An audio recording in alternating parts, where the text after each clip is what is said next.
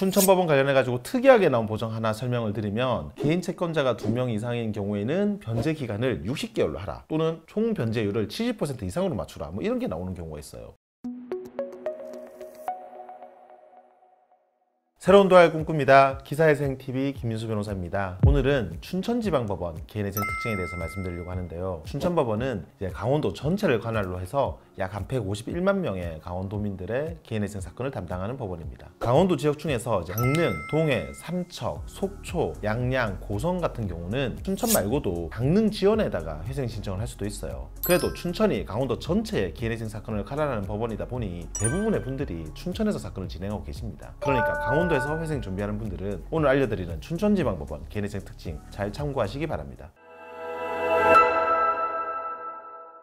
춘천지방법원 최근 3년간 개인회생 개시율과 최종 인가율을 말씀을 드리면요, 2022년에는 개시율이 79.6%로 전국 13위였다가 23년에는 82.9로 11위, 24년에는 86%로 전국 7위였습니다. 최종 인가율은 22년에는 73.7%로 전국 9위였다가 23년에는 74.4로 8위, 24년도에는 74.4% 동일한 수치로 전국 6위였는데요. 이전에는 춘천법원 하면 회생이 좀 깐깐하다 뭐 이런 느낌이 있었는데, 최근 3개년간 이제 데이터를 보면 해가 갈수록 전국 등수가 상승하고 개시율, 인가율도 점점 올라가가지고 24년부터는 전국 평균보다도 높은 걸 알 수가 있습니다. 이런 걸 보면 이제는 춘천법원의 개인회생이 제법 괜찮다 이렇게 말할 수가 있어요. 구체적인 실무 특징들을 말씀을 드리면요, 금지명령은 거의 다른 대부분의 법원들과 비슷하게 신청하고 일주일 내로 거의 다 나오고 있습니다. 배우자 재산 관련해가지고는 1차 보증 공고에서 배우자의 예금, 보험, 부동산, 자동차 같은 일체 재산에 대해서 특별한 사정이 없으면 2분의 1만큼을 채무자의 재산 목록에 반영을 하라고 합니다. 이런 고정 공고를 받으면 보통 이 말 그대로 다 반영하지는 않고 그 재산이 왜 생겼는지, 또 채무자의 기여도는 얼마인지 이런 걸 밝혀가지고 최대한 반영을 안 되도록 하고 있습니다. 하지만 일단은 기본적으로 춘천법원은 배우자 재산 일부를 채무자 청산가치에 반영하려고 한다는 거, 이거는 꼭 기억하고 계셔야 돼요. 다음으로 이제 주식이나 가상화폐 같은 경우는 춘천에서는 총 입금액 그리고 총 출금액, 손실 금액을 이제 표로 정리를 하고 기간별 투자 수익률 내역표랑 그다음에 잔고 내역서, 입출금 내역서를 첨부하라고 합니다. 이렇게 해가지고 나온 돈 중에서 회생 신청 직전이나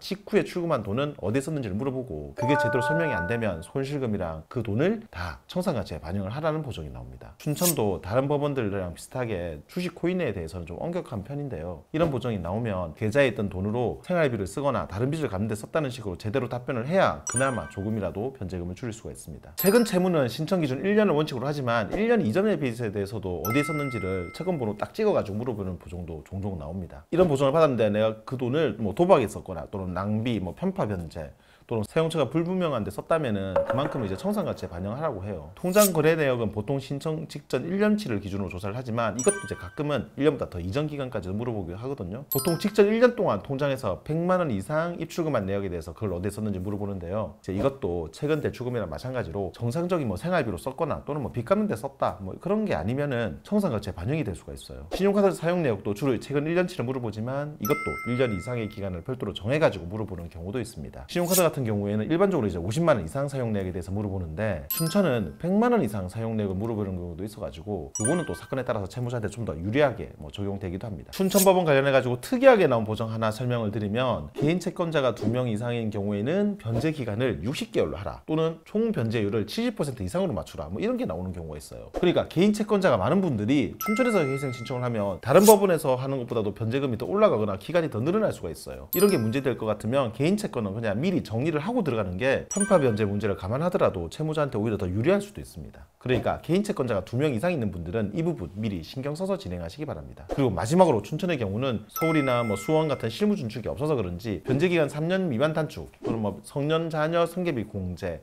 고액 소득자 기타 생계비 인정 같은 그런 제도들은 아직 원칙적으로 적용하지는 않고 있으니까 이 점도 참고하시기 바랍니다. 오늘은 춘천지방법원 개인회생에 대해서 말씀을 드렸는데요, 강원도의 경우는 이제 면적이 워낙 넓다 보니까 앞에서 말씀드린 것처럼 강릉이나 동해, 삼척, 속초, 양양, 고성 같은 경우는 강릉 지원에서도 회생 신청을 할 수가 있어요. 근데 비록 춘천이 서울, 수원에 비해서 깐깐하지만 그래도 강릉 지원보다는 좀 더 낫거든요. 그러니까 강원도에 계신 분들은 춘천이 멀어가지고 도저히 못한다 그런 게 아니시라면 그냥 춘천지방법원에서 회생 신청하는 것을 추천드립니다. 영상 도움되었다면 구독과 좋아요 그리고 알림 설정 부탁드리고요, 추가로 궁금한 점 있으면 아래 댓글이나 법무법인 김앤파트너스로 전화 주시면 친절히 답변 드리겠습니다. 다음에도 더 좋은 주제로 찾아뵙겠습니다. 감사합니다.